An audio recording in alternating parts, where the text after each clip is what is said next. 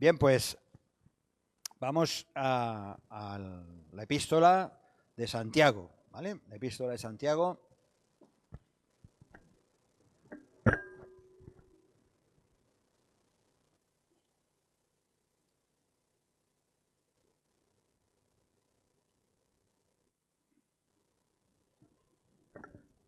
Fe en acción ha sido el título que le hemos dado estas semanas,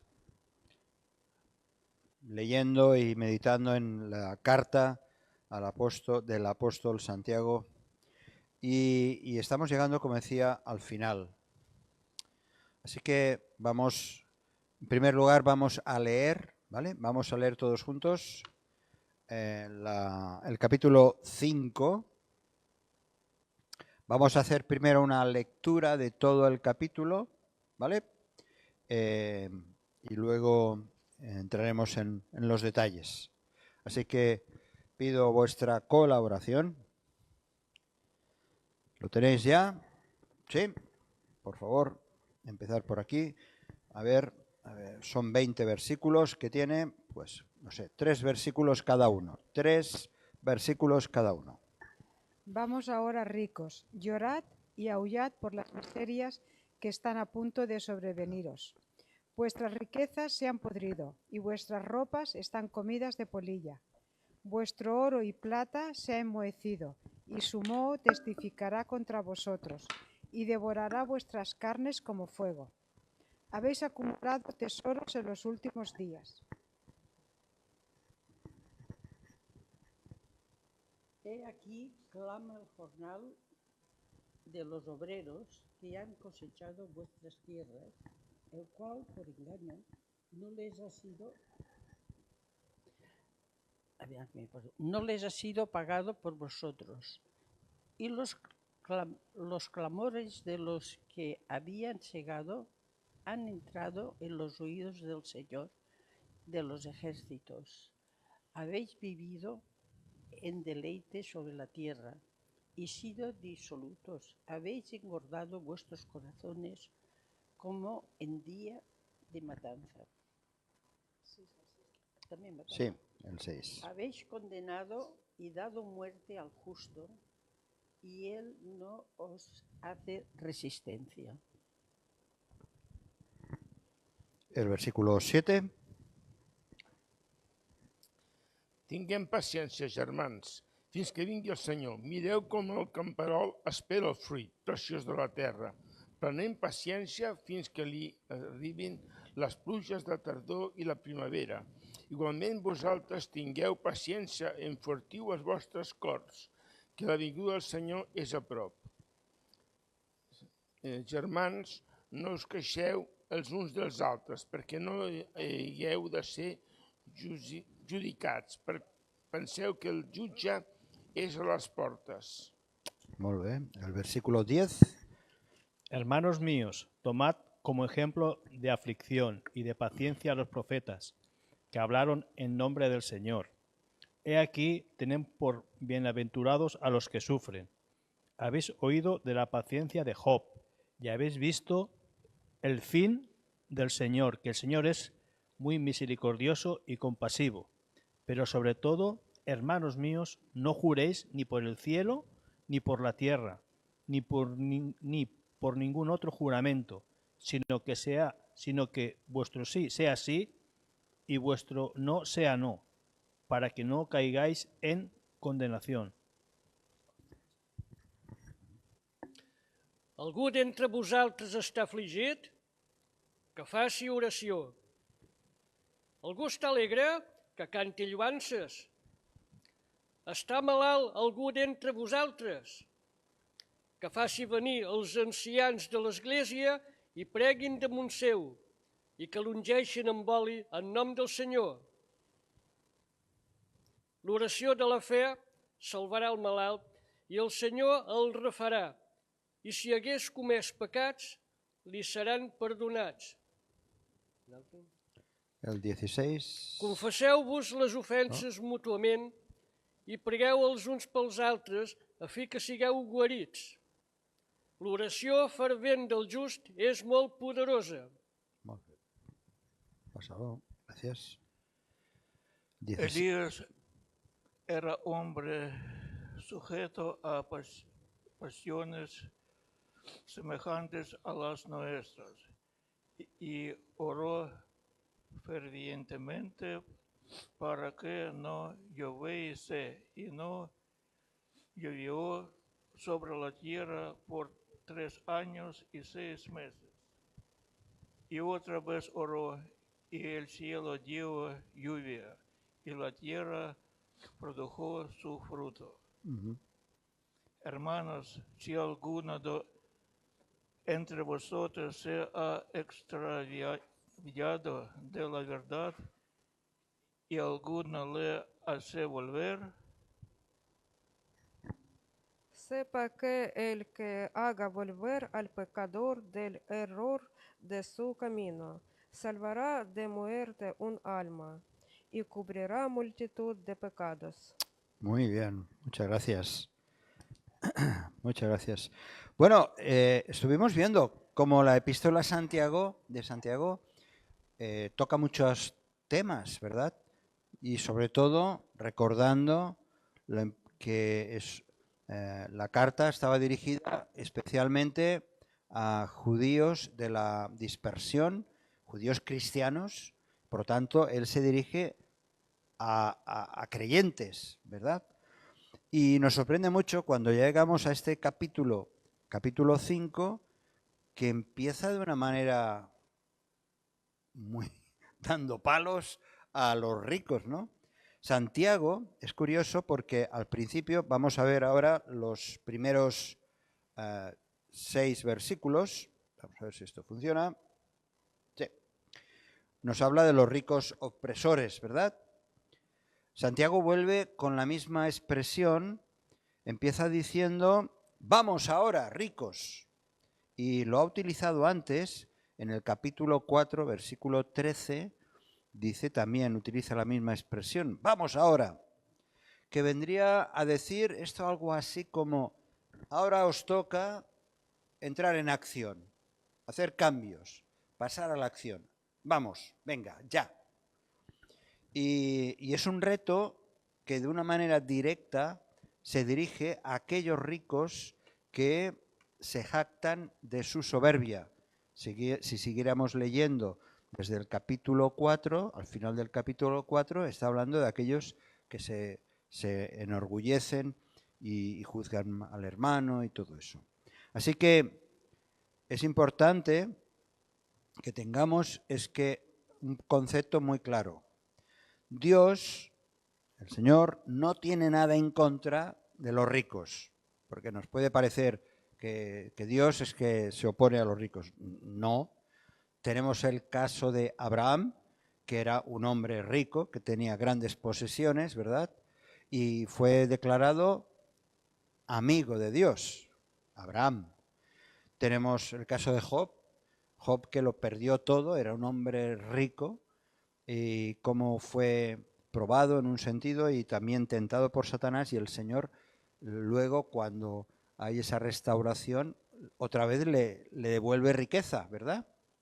O nos podemos acordar de historias relacionadas, por ejemplo, con Jesús, como dice la Escritura que mujeres ricas le servían al Señor Jesús, es decir, mujeres que tenían propiedades.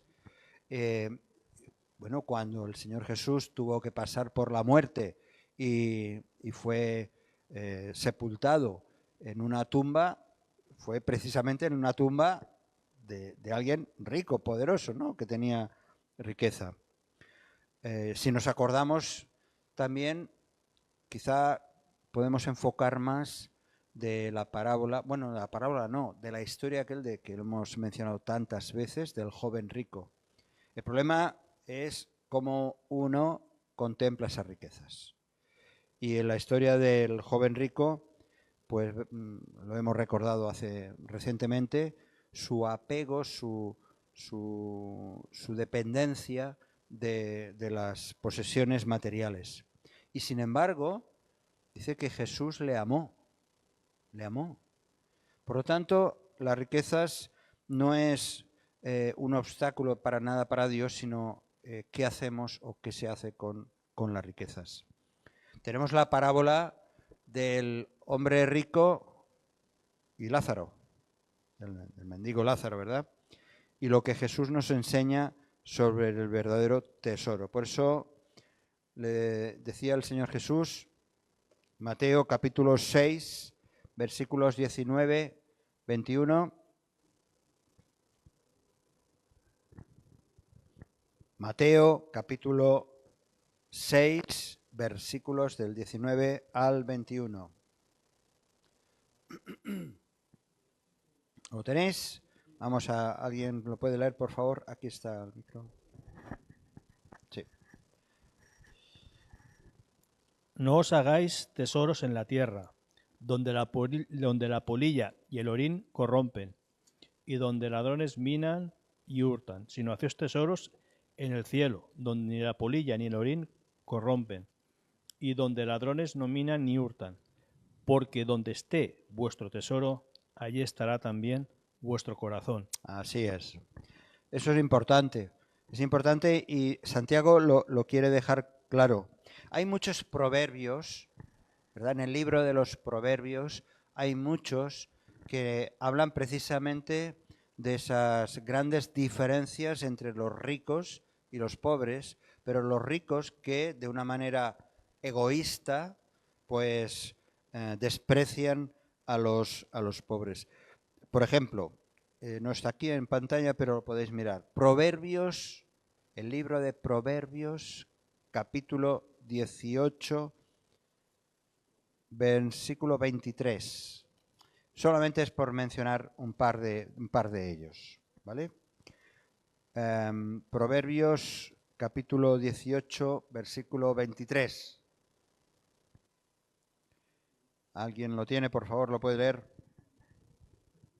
Qui reprèn algú acabarà essent més estimat que l'home que llengua adulladora. ¿Cómo?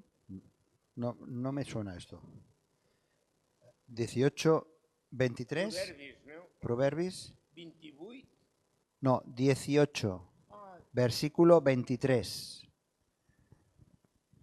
Bueno, lo has intentado. El pobre habla con ruegos, mas el rico responde durezas.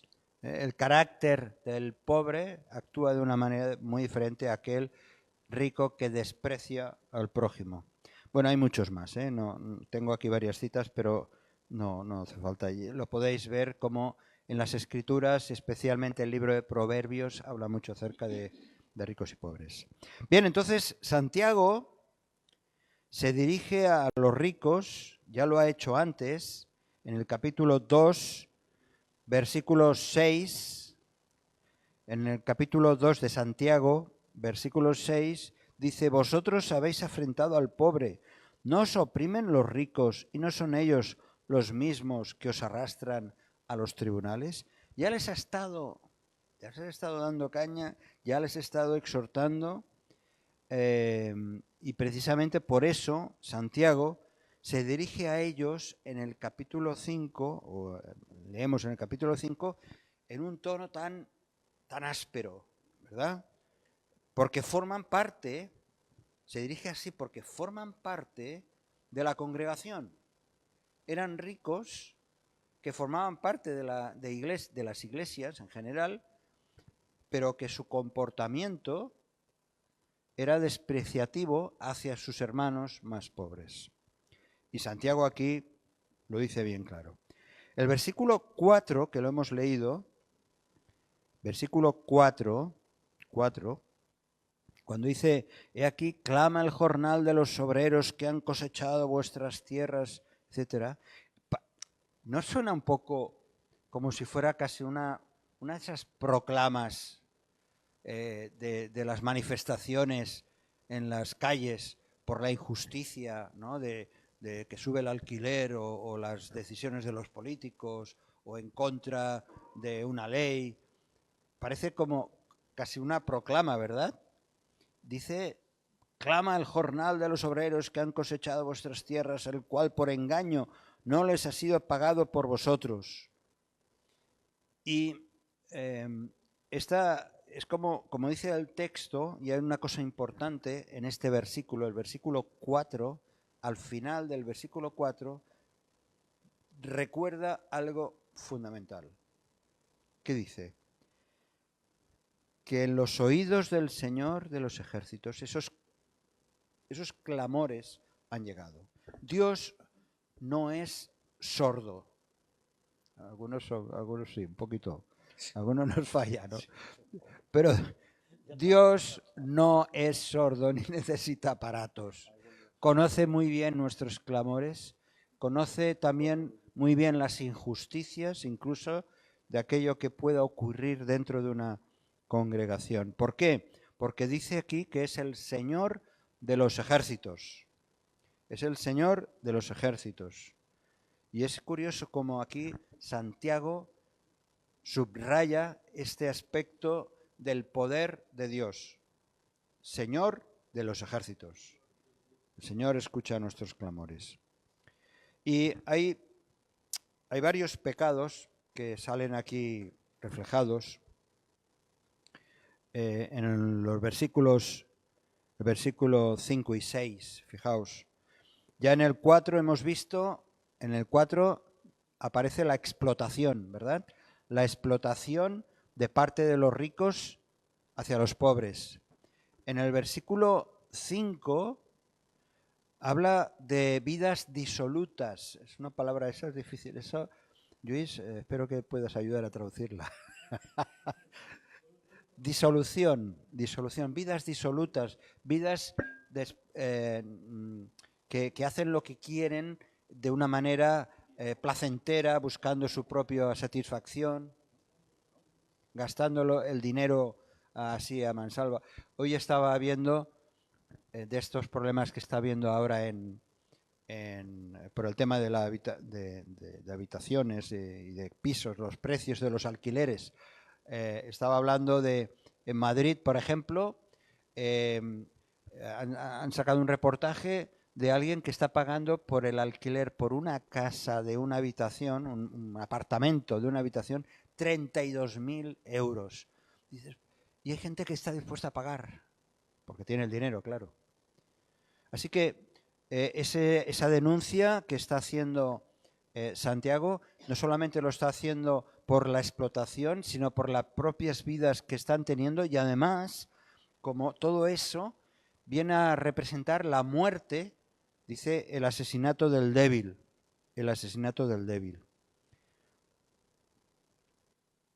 Habéis condenado y dado muerte al justo, y él no os hace resistencia, no se opone. Y eso, por desgracia, muchas veces ocurre así. Los marginados o los débiles o los pobres o los que sufren injusticias se dejan pisotear por aquellos que tienen poder. Y lo denuncia, Santiago denuncia esto. Pero ahora hace un giro tremendo, porque primero está hablando de los ricos, y ahora se dirige a los que están sufriendo todo eso, que es a los hermanos, y les dice paciencia. Me ha alegrado, Roger ha estado leyendo precisamente los versículos de la paciencia, que siempre es su conflicto. Es que me tengo paciencia. No oye bien. Bien, ahora dirige su mensaje a los oprimidos. Por tanto, dice, versículo 7, por tanto, hermanos, versículo 7, tened paciencia. ¿Hasta cuánta? ¿Cuánta paciencia de tener? ¿Cuánta? Hasta que venga el Señor. Y entre tanto, te puede llamar Él para estar en su presencia. Así que paciencia hasta la venida del Señor. Y Santiago insta a los oprimidos a tener paciencia. Es decir, esta palabra, que la vemos en el versículo 7, aparece en el versículo 7, aparece en el versículo 8, en el versículo 10, ¿verdad? Esta palabra, makrotumeo, que es del griego, significa realmente contener la ira. Este tipo de paciencia es contener la ira, como si fuera un embalse, ¿no? Un pantano, ¿no? Que contiene el agua. Contener la ira. Saber dominarse. A ese tipo de paciencia, eso es lo que está diciendo. Dice, mejor, Proverbios 16:32. ¿Lo podemos leer todos juntos? No, lo leemos todos juntos. ¿Vale? ¿Os parece bien? ¿Podemos leer? Mejor es el que tarda en airarse que el fuerte, y el que se enseñorea de su espíritu que el que toma una ciudad. Es mejor eso, para Dios es mejor eso. Mejor es el que tarda en airarse, ya sabéis, el Señor dice muchas veces que es lento para la ira. Bien. Bueno, la impaciencia precisamente es señal, no sé si estaréis de acuerdo conmigo, pero la impaciencia es señal de debilidad. El ser paciente habla de firmeza de carácter. Y la impaciencia es una falta de fe, falta de confianza, porque estamos diciendo que no esperamos que el Señor, Dios, vaya a hacer algo. Y no esperamos ni siquiera que Él vaya a juzgar. Nosotros intervenimos, buscamos nuestra propia justicia, pero en el marco del reino de Dios, ese reino que se acerca, que el Señor Jesús dijo, el reino de Dios se ha acercado, ¿verdad? Ese reino nos lleva precisamente a esperar en fe. Y no puede simplemente ser una resignación pasiva. No es aquello de decir, bueno, a ver, que pase lo que pase. No, sino es una preparación activa esperando la intervención de Dios. Y eso requiere fe, eso requiere confianza. Así que los lectores de la epístola de Santiago estaban viviendo en tiempos de prueba. ¿Os acordáis en el capítulo 1? Ir un momentito a la Biblia, capítulo 1 de Santiago, versículos 2 al 4. Así empieza la epístola. Capítulo 1, versículos del 2 al 4. Empieza hablando, se está dirigiendo a los creyentes así. Que les dice, hermanos míos, tened por sumo gozo cuando os halléis en diversas pruebas, sabiendo que la prueba de vuestra fe produce paciencia. ¿Veis? Mas tenga la paciencia su obra completa para que seáis perfectos y cabales sin que os falte cosa alguna. Es muy fácil que surjan discusiones entre aquellos que sufren, que están oprimidos, empezamos a quejarnos, empezamos a renegar, y a causa de esa tensión surgen discriminaciones hacia el prójimo. ¿Cuántas veces no murmuró el pueblo de Israel ahí en el desierto, verdad? ¿Cuántas veces? Y no solamente contra Moisés, sino contra ellos mismos. Así que por eso dice versículo 9 de Santiago, capítulo 5, versículo 9, que dice: no os quejéis unos contra otros, para que no seáis condenados. Y pone esta imagen, he aquí el juez está delante de la puerta. No te quejes de lo que estás sufriendo, ni incluso no te quejes de estos ricos opresores. Tú tranquilo, tranquila, que el juez está en la puerta. Que Dios está oyendo tus clamores, que Dios lo sabe. No te toca a ti ni juzgar ni cortarle el cuello a nadie. En el buen sentido de la palabra. El juez está, el Señor está en la puerta. Los lectores de la carta eran judíos de nacimiento y tenían por bienaventurados, estos cristianos judíos, tenían por bienaventurados los profetas y ahora tenían que seguir su ejemplo. en el versículo 10, que dice, hermanos míos, tomad como ejemplo de aflicción y de paciencia a los profetas que hablaron en nombre del Señor. Fijaos en todos aquellos que os han precedido y cómo tuvieron que soportar con paciencia la injusticia, el dolor, el rechazo y en muchos casos también la muerte violenta. Y dice que, les dice Santiago a esos creyentes y a nosotros, seguir su ejemplo, seguir su ejemplo. Como la mención que hace de Job, ¿verdad?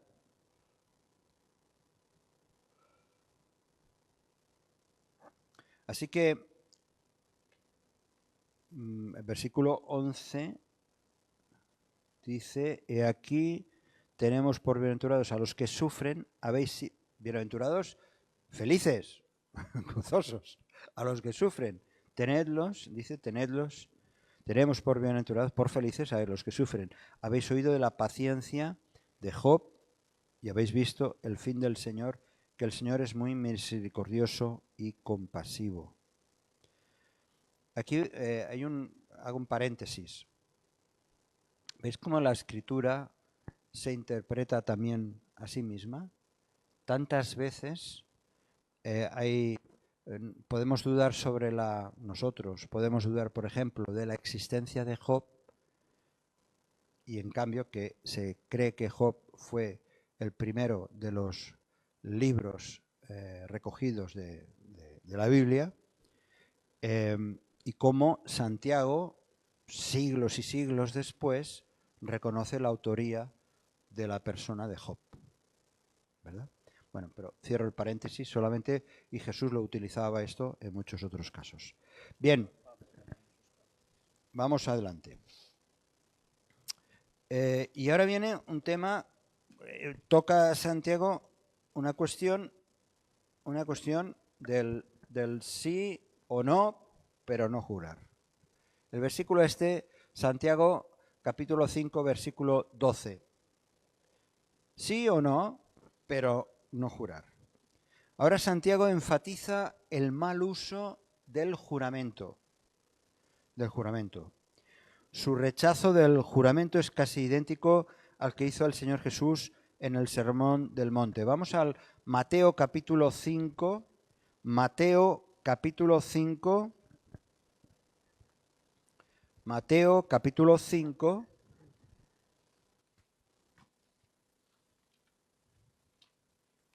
Versículos 33 a 37. Si alguien lo tiene, por favor. ¿Tú lo tienes? A ver, un momento. ¿Lo tenéis todos? No, yo no. Un momento. Vaya ejemplo, ¿eh? Sí, ja lo tengo. També heu après el que es va dir als avantpassats. No juraràs en fals, sinó que compliràs al Senyor les teves prometences. Per jo us dic, no jureu de cap manera, ni pel cel, perquè és el setial de Déu, ni per la terra, perquè és l'escambell dels seus peus, ni per Jerusalem, perquè és la ciutat del gran rei. No juris tampoc pel teu cap, perquè no et pots fer tornar blanc o negre ni un sol cabell. Expresseu-vos únicament amb un sí, quan sigui sí, i amb un no, quan sigui no, perquè tot el que es diu de més prové del maligne. Así es. Una vez más, Santiago va en paralelo a las enseñanzas que el propio Señor Jesús estuvo diciendo. Ya decíamos desde el principio, y ya lo vemos, ¿no?, que Santiago no es un libro doctrinal, como puede ser cualquier otra carta del Nuevo Testamento, pero muchas de las enseñanzas que Santiago transmite las encontramos en el propio Señor Jesús. Hay que conocer algo, porque aquí está diciendo, volviendo a Santiago, está diciendo que no juréis ni por el cielo ni por la tierra. el versículo 12, 5:12. No juréis ni por el cielo, ni por la tierra, ni por ningún otro juramento, etcétera, etcétera. Y es que los judíos de aquel entonces, por no nombrar el nombre de Dios, que para los judíos, vamos, era una auténtica, un sacrilegio, una blasfemia, para no nombrar el nombre de Dios, juraban por el cielo y por la tierra y por lo que hiciera falta, con tal de no nombrar el nombre de Dios. Eso sería muy prudente, pero en realidad esa era una auténtica hipocresía de jurar, porque era para no nombrar el nombre de Dios en vano, ¿no? Como también lo vemos en los 10 mandamientos. Pero es como decir, es que jurar por el cielo y por la tierra es como si el cielo y la tierra no le pertenecieran al Señor. Es como si no fuera Dios el Dios de todo. Isaías capítulo 66, versículo 1. Isaías 66, versículo 1. ¿Qué dice el Señor? Isaías 66, versículo 1. ¿Lo tenéis por ahí? ¿Por aquí detrás? Sí. Muy bien. Solamente un versículo, ¿eh?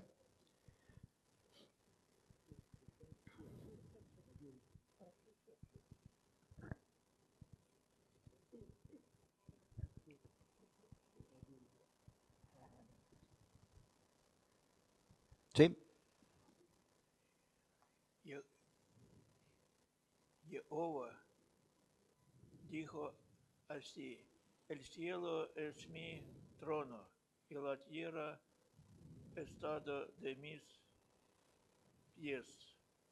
¿Dónde está la casa que me habréis de edificar? ¿Y dónde el lugar de mi reposo? Amén. Efectivamente, ¿hay algún lugar o en algún momento en que un hombre no se encuentre con sus juramentos en la presencia de Dios? Si no hay lugar donde nos podamos esconder, ¿por qué le vamos a dar preeminencia, valor al cielo o la tierra, poniéndolos por testigos si ese cielo y la tierra le pertenecen al Señor? ¿Verdad? Así que Santiago aquí lo que está hablando es del abuso del juramento, y el juramento dentro de la congregación. Y no es porque no sea legítimo el juramento, ojo. Es legítimo en las cosas que fortalece la justicia o ante el juez o el servicio militar bajo tu conciencia. Pero en cualquier caso, lo que está diciendo Santiago es que estáis haciendo mal uso dentro de la congregación y estáis jurando por esto y por lo otro, y no sois conscientes que Dios está en todas partes y que estáis ofendiendo a Dios. Así que esa clase de juramento no tiene razón de ser. La congregación es donde reina Cristo, donde todos juntos confesamos el nombre del Señor y aquel que dijo: yo soy la verdad, yo soy la verdad. Por lo tanto, nuestro sí, está diciendo, nuestro sí tiene que ser sí y nuestro no, no. ¿Cuántas veces nos hemos tenido que arrepentir, verdad? Que hemos dicho sí, hemos dicho no y luego hemos hecho todo lo contrario. Cuidado, cuidado, cuidado con nuestras palabras, de lo cual ha estado hablando antes, lo estuvimos viendo en capítulos anteriores, Santiago, el uso de nuestra lengua, ¿verdad? Cuidado con nuestra lengua, con aquello que juramos y que puede traer consecuencias terribles a nuestra vida cristiana y también a la comunidad. Bien, vamos adelante. Ahora nuevamente cambia el registro o sigue avanzando en el desarrollo del argumento Santiago y nos habla del poder de la oración. Es un tema que le llega al alma a Santiago, algo que lo considera muy importante porque una y otra vez lo ha estado mencionando. Lo ha mencionado en el capítulo 1, versículos del 5 al 8. Lo ha mencionado en el capítulo 4, en los versículos 2 y 3. Aquí lo vuelve a mencionar, vuelve a estar hablando. Y Jesús, el Señor Jesús, también tiene unos cuantos pasajes registrados en los evangelios en el que Jesús habla de la importancia de la oración y del poder de la oración. Y Santiago lo presenta la oración de una manera preciosa en esa especie de triángulo en el que la oración tiene que ver mucho que ver con la intercesión. La intercesión. La oración de intercesión, que es lo que quizá a nosotros nos falta. Y hago otro paréntesis.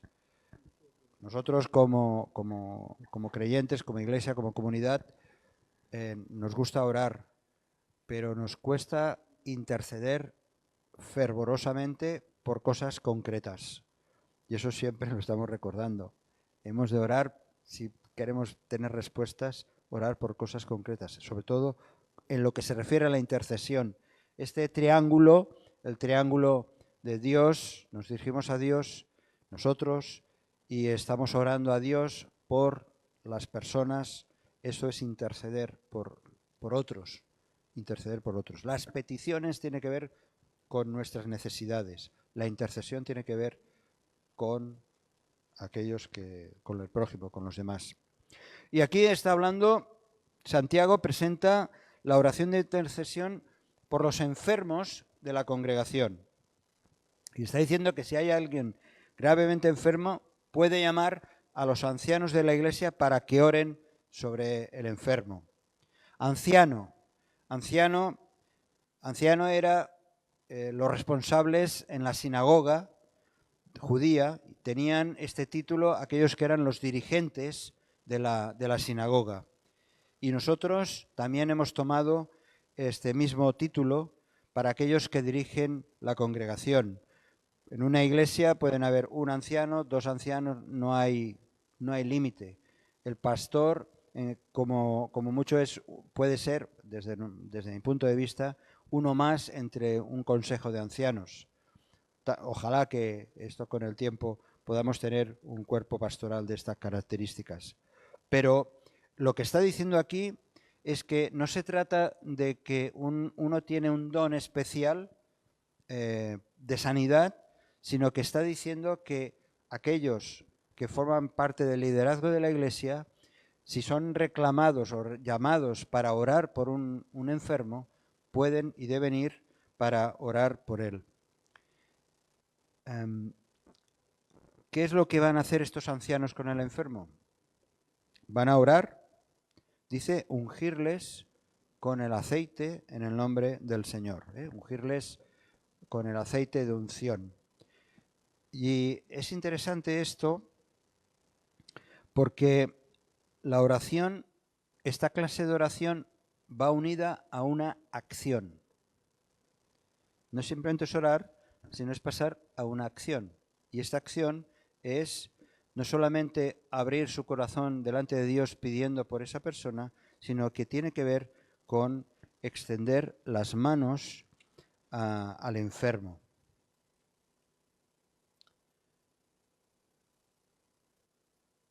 Llame a los ancianos a la iglesia y oren por él, ungiéndole con aceite en el nombre del Señor. El acto con el aceite de la unción indica que la unción era un medio de mitigar el dolor, pero también todo un simbolismo que hay con el aceite. El anciano hace 2 cosas.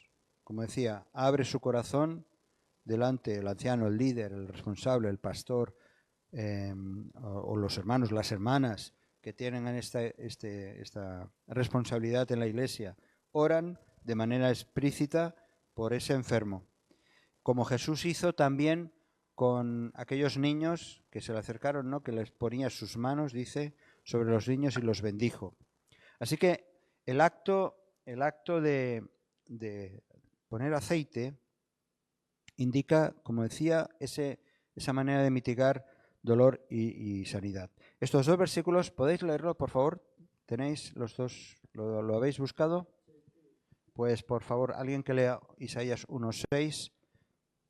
Allí, por allí, que no habéis leído todavía. ¿Lo tenéis? ¿El micro? ¿Sí? ¿Lo tienes?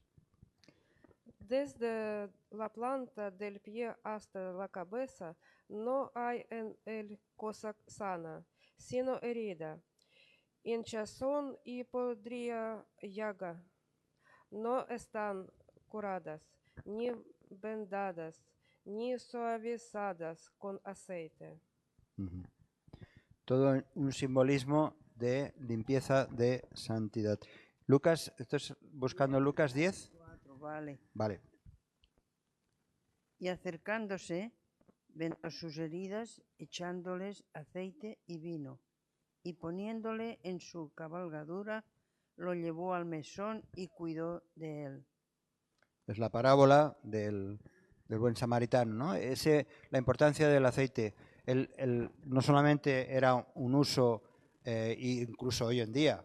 Hoy en día, no sé si a veces, pues no sé, si tenéis la piel o algún problema de piel o simplemente algo incluso para el estómago, beber un poquito de aceite. Tiene esos aspectos que sabéis que son múltiples. Pero aquí hay un significado también espiritual que es a lo que vamos.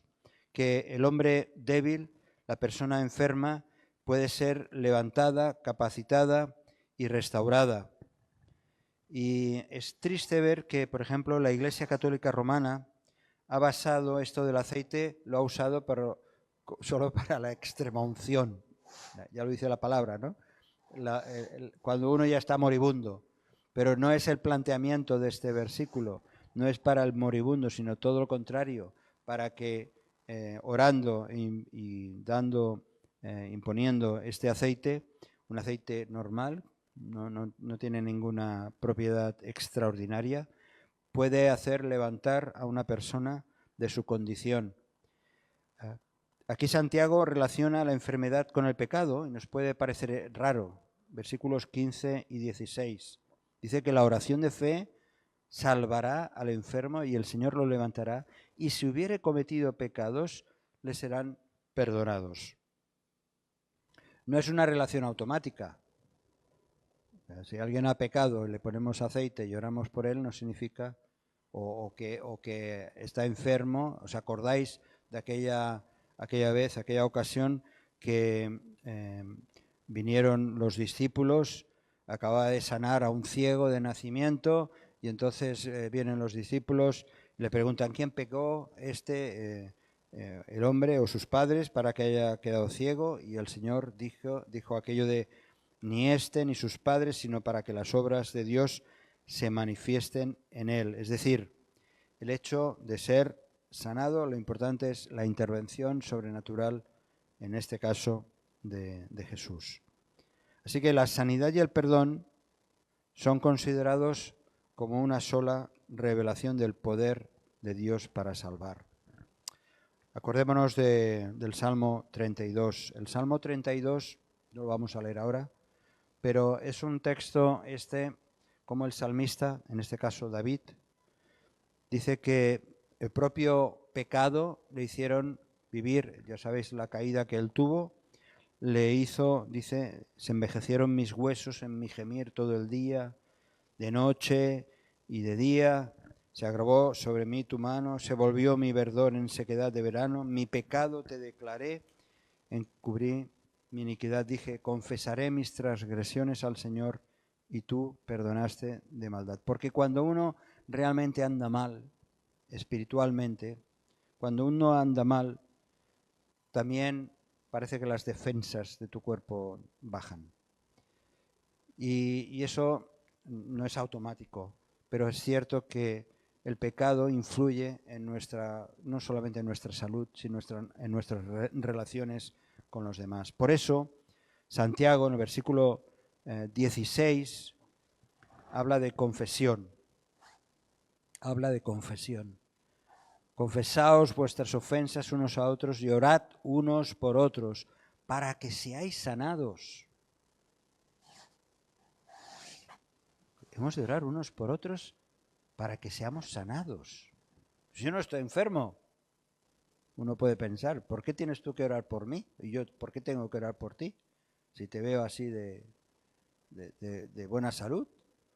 Pero qué interesante, porque cuando hay pecado, hasta incluso nuestra cara cambia, nuestros aspectos, nuestra actitud, nuestra manera de hablar. Y si esas relaciones son sanadas, todo cambia. No significa que no vamos a caer enfermos, no estoy hablando de eso, por supuesto, ¿verdad? Pero dice que la oración eficaz del justo puede mucho. Y el justo no es el súper piadoso o la súper piadosa, sino es el hijo, la hija de Dios que está escuchando a Dios, que le toma en serio, que toma en serio la palabra del Señor, que le recuerda al Señor, Señor, tú has prometido esto, esto también es para mí. Y entonces hace una mención de Elías. Elías dice que era un hombre sujeto a pasiones semejantes a las nuestras, tenía los mismos problemas, pero que oró fervientemente y oró para que no lloviese y no llovió. Pero después también oró y el cielo dice que derramó su lluvia, ¿no? Y la tierra produjo su fruto. Santiago pues se expresa de esta manera para mostrar que hay, igual que en la oración, hay una relación estrecha entre lo que hacemos. Si este mensaje te ha bendecido o te ha ayudado en algo, puedes suscribirte a nuestro canal de YouTube.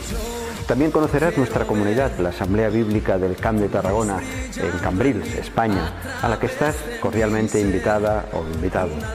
También puedes seguirnos por las redes sociales. Los enlaces los encontrarás aquí abajo y podrás visitar nuestra página, así como conocer nuestros programas radiales y podcasts de Yum Radio.